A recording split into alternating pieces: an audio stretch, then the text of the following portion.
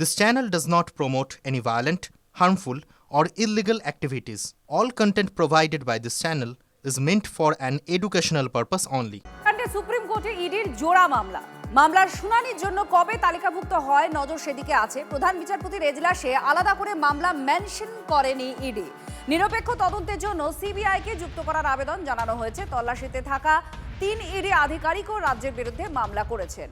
সেই মামলায় রাজ্য সরকার মুখ্যমন্ত্রী রাজীব কুমারকে পার্টি করা হয়েছে। তল্লাশিতে বাধা, বল প্রয়োগ, তথ্য প্রমাণ সরানো সহ একাধিক অভিযোগ আনা হয়েছে। একতরফা শুনানি আটকাতে ইতিমধ্যে শীর্ষ আদালতে কেভিয়েট দাখিল করে রেখেছে রাজ্য সরকার। কলকাতা হাইকোর্টে 14 জানুয়ারি শুনানির দিকেও নজর থাকছে। কলকাতা পুলিশ নিজেই ফেঁসে বসে আছে। ইডি সুপ্রিম কোর্টে কেস ফাইল করেছে পশ্চিমবঙ্গ সরকার এবং স্বরাষ্ট্র দপ্তর, পুলিশ দপ্তরের বিরুদ্ধে। মনোজ বার্মা, রাজীব কুমার ব্যাগটা গোছান। আইপ্যাক কাণ্ডে ফাইল চাপানোতর জারি রয়েছে। তৃণমূলের প্রাণভোমরা আইপ্যাক, তাই ফাইল লুট করা হয়েছে। আক্রমণ শুভেন্দু অধিকারীর। ফাইল সরানোর উদ্দেশ্য থাকলে আগেই করা যেত, পাল্টা দাবি মদন মিত্রের।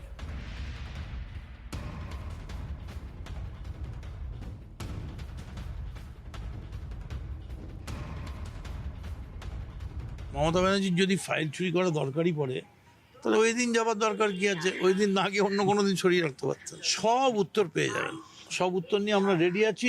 জাস্ট নির্বাচন ঘোষণার অপেক্ষা।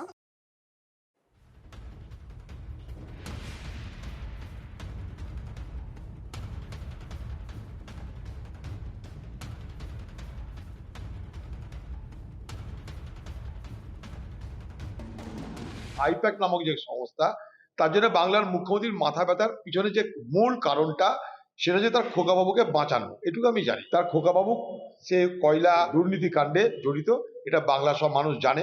এর আগেও খোকাবাবুকে ইডি 9 ঘন্টা জিজ্ঞাসাবাদ করেছিল। বাংলায় তো এরকম আরো অনেক ঘটনা ঘটেছে।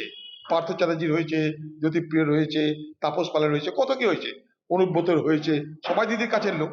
কারো জন্য দিদির সেই রকম মাথা ব্যথা আমরা কখনো দেখিনি। যে মাথা ব্যথা, যে চঞ্চলতা, যে উগ্রতা, যে প্রতিবাদ, যে আন্দোলন আজকে আইপ্যাক কাণ্ডে আমরা দেখতে পেলাম। কারণটা এটাই, যেটা অসাধারণ কিছু ব্যাপার নিশ্চয়ই। প্রতীকজন কি এমন কাছের লোক হয়ে গেল যে তার খোকাবাবুর কোনো বিপদ আছে বলেই দিদি সর্বাগ্রে সর্বশক্তি দিয়ে মোকাবেলা করতে নেমেছে।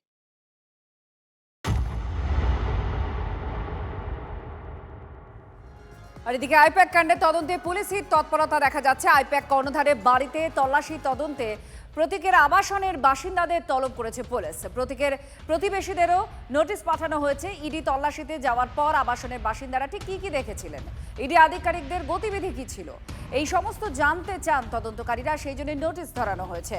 প্রতীক জৈনের আবাসনের বাসিন্দা আর প্রতিবেশীদের থেকে ঘটনার বিবরণ চায় পুলিশ।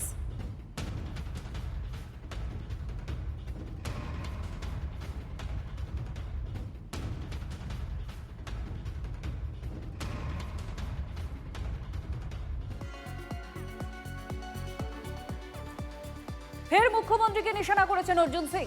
26-এর ভোটে তৃণমূলকে উৎখাত করতে হবে। স্বামী বিবেকানন্দের জন্মদিনে শ্যামনগরে ম্যারাথন থেকেই হুঙ্কার প্রাক্তন সাংসদ অর্জুন সিং এর।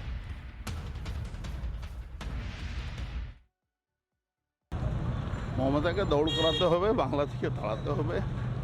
এই জন্যে দৌড়ের উপর আমরা আগে থেকে স্বামী বিবেকানন্দজিকে সামনে রেখে হিন্দু বিরোধী মমতা ব্যানার্জিকে দৌড় করাবার জন্য দৌড়ের প্র্যাকটিস করলাম আজকে। অর্জুন সিং যদি দৌড়তে শুরু করেন, চিন্তার বিষয়। দৌড়তে আবার অভিষেক বন্দ্যোপাধ্যায়ের অফিসে না ঢুকে পড়েন, কারণ ওনার সেই অভ্যেস আছে যে আশ্রয় দাও বলে অভিষেক বন্দ্যোপাধ্যায়ের অফিসে ঢুকে পড়তে পারেন। কি করবেন ওরা ঠিক করুন। মমতা বন্দ্যোপাধ্যায় ছিলেন, আছেন এবং থাকবেন। এই অর্জুন সিং কিংবা বিজেপির ক্ষমতা নেই বা কোন রকম গ্রহণযোগ্যতা নেই যে আজকে বাংলায় বলবেন মমতা বন্দ্যোপাধ্যায়কে সরাতে হবে। শকুন বলে গরুর সাপ দিচ্ছি, গরু মরবে। এইসব শকুনদের সাপে কি তৃণমূল কংগ্রেস তথা পশ্চিমবঙ্গের কোনো ক্ষতি হয়?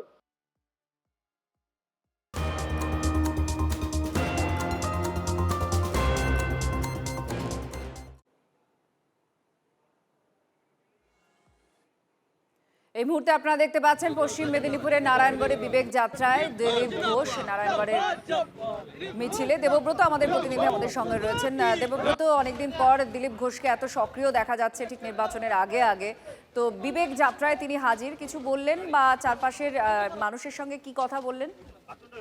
দেখো, আজকে যে নারায়ণগড় থেকে যে বিবেক যাত্রা শুরু হয়েছে, এটা যাবে একদম খাকুড়দা অব্দি, বেশ কয়েক কিলোমিটার রাস্তা কিন্তু বিবেক যাত্রায় তিনি অংশ নিয়েছেন।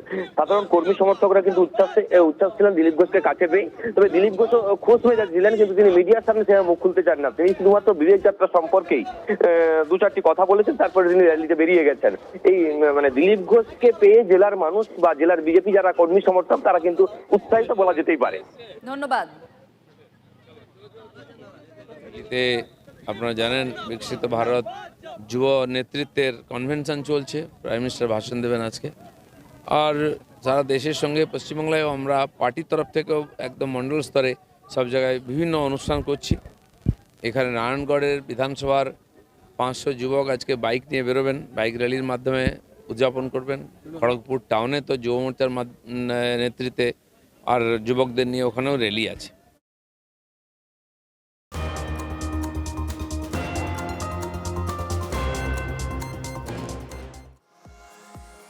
সোনারপুরে পিকনিকে এসে রহস্য মৃত্যু হলো। রাস্তায় দেহ ফেলে পালানোর অভিযোগ উঠল তার সঙ্গীদের বিরুদ্ধে। 4 জনকে পাকড়াও করেছে পুলিশ। দক্ষিণ 24 পরগনা সোনারপুরের ঘাসিয়ারার ঘটনা। অভিযোগ, ম্যাটাডোর করে ফেলে যায় কাউকে এবং স্থানীয়রা সেটা দেখতে পান। পুলিশে খবর দেন। অচৈতন্য অবস্থায় পড়ে থাকা ওই ব্যক্তিকে উদ্ধার করে হাসপাতালে নিয়ে গেলে চিকিৎসকরা তখন মৃত ঘোষণা করেন। মৃত ব্যক্তি টালিগঞ্জের বাসিন্দা বলে জানা যাচ্ছে। আমার এখানে একটা ছোট হাতি করে কতগুলো ছেলে একটা ইয়ে নিয়ে এসেছিলো, বডি নিয়ে এসেছিলো, নিয়ে এসে এই আমার এইখানেই নামিয়ে দিয়েছিল বডিটা। তারপরে আমি থানায় ফোন করলে সঙ্গে সঙ্গে পুলিশ আসে, গাড়ি নিয়ে এসে ওদের তুলে নিয়ে চলে যায়। এবং বডিটা আমরা দেখে মনে হলো যেন মরে গেছে, কিন্তু পরে জানতে পারছি বডিটা মরেনি। মানে ওরা ফেলে রেখে চলে যাচ্ছিলো, সেও টাঙ্কা ছিল। আচ্ছা, মনে হচ্ছে ওরা কোথায় একটা পিকনিক করতে গেছিলো এবং ওরা কেউ বলছে আমরা টালিগঞ্জ থেকে আসছি, কেউ বলছে ইয়ে থেকে আসছি, এইসব। একটা বাচ্চা হাতি গাড়ি দাঁড়িয়েছিল, তার ভেতরে অনেকগুলো লোক ছিল।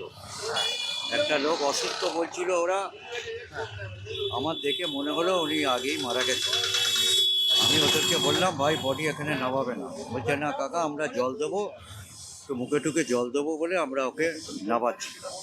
নিয়ে ওই সাইডে ফেলে দিয়েছি, ফেলে দিয়ে যাবার জন্য চলে যাবার চেষ্টা করছিল।